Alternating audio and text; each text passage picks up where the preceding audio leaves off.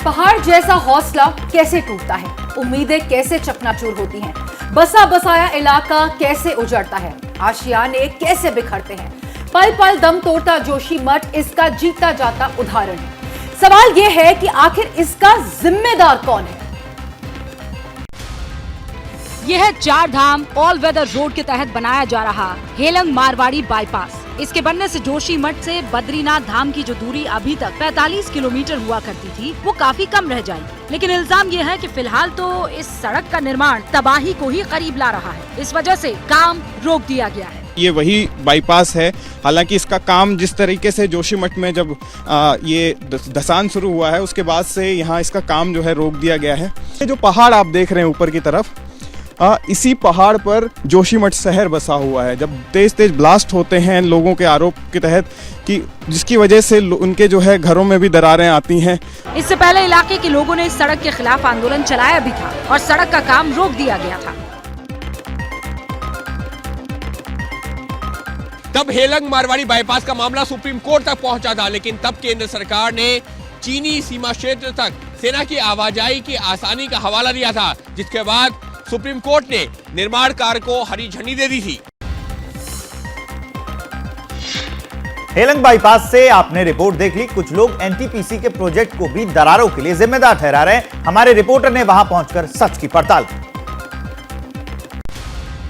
इल्जाम है कि जोशीमठ में जमीन धंसने के लिए एनटीपीसी के Vishnugad Tapovan hydel power project की ये टनल भी जिम्मेदार है। आइए आपको दिखाते हैं टनल में 6 किलोमीटर भीतर जाकर हमारे संवाददाता ने क्या देखा। इस वक्त मैं सिर्फ महज 300 मीटर की दूरी पर यहाँ टीबीएम मशीन से हूँ।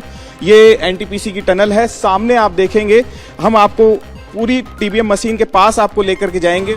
हमारे संवाददाता यहाँ से आगे बढ़कर उस जगह भी पहुँचे जहाँ टनल बनाने में इस्तेमाल होने वाली मशीन फंसी थी। यहीं पर टीबीएम फंसी हुई है क्योंकि आगे जा नहीं सकते, थोड़ा ऑक्सीजन की भी कमी है। करीब 6 किलोमीटर तक का काम यहाँ पर हो चुका है। आप देखेंगे कि ये सामने जो मशीन लगी हुई है यही टीबीएम मशीन है। आप देखेंगे किसी तरीके का पानी यहाँ पर नहीं है। ये आखिरी छोर है सुरंग का। एनटीपीसी का कहना है कि ये टनल ना तो जोशीमठ शहर के नीचे से गुजर रही है, न इसके लिए किसी तरह का विस्फोट किया गया है। हालांकि पहाड़ पर पल पल बिगड़ते हालात को देखते हुए प्रशासन ने इसका काम रोक दिया है। लेकिन सवाल ये है कि जोशीमठ पर जो संकट आ चुका है, तबाही का जो खतरा दिखाई दे रहा है, वो कैसे रुकेगा। और देखिए, ये दरारें पलायन ही करवाएंगी। जोशीमठ के लोग ऐसा आखिर क्यों कह रहे हैं, जानने के लिए ये रिपोर्ट देखिए। पलायन जब भी होता है ना, उसके पीछे कोई वजह होती है।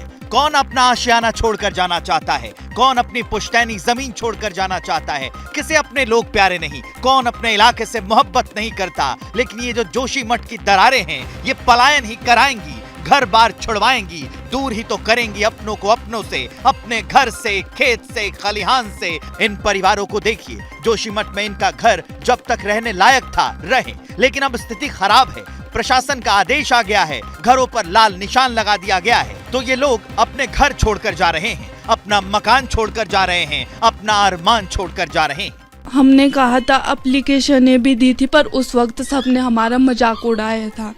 कोई भी सुनवाई नहीं हुई थी और आज अब इनकी वजह से हमें अपना पूरा घर छोड़ के जाना पड़ रहा है। लोगों का सोचना है कि अब सर के ऊपर छत नहीं बची, सर छुपाने का स्थायी ठिकाना क्या होगा, बच्चों का भविष्य क्या होगा, क्या खाएंगे, कब तक खाएंगे, लोन कैसे चुकाएंगे, पाली गई गाय भैंसों का क्या होगा। इनके भारी मन में कई सवाल हैं। क्या मजबूरी है मेरी, बताइए। मैं अभी आपको बताती हूँ कि मैंने ओए होए होए होए नमकीन के चटकारे लेते हुए टकटकी मार के डिबेट शो को पॉज रिपीट कर करके देख रहे हैं जोगिंदर जी। इनकी तरह आप भी देखें अपनी फेवरेट डिबेट्स को रिपीट कर और डाउनलोड कीजिए एबीपी लाइव ऐप अपने स्मार्ट टीवी पर।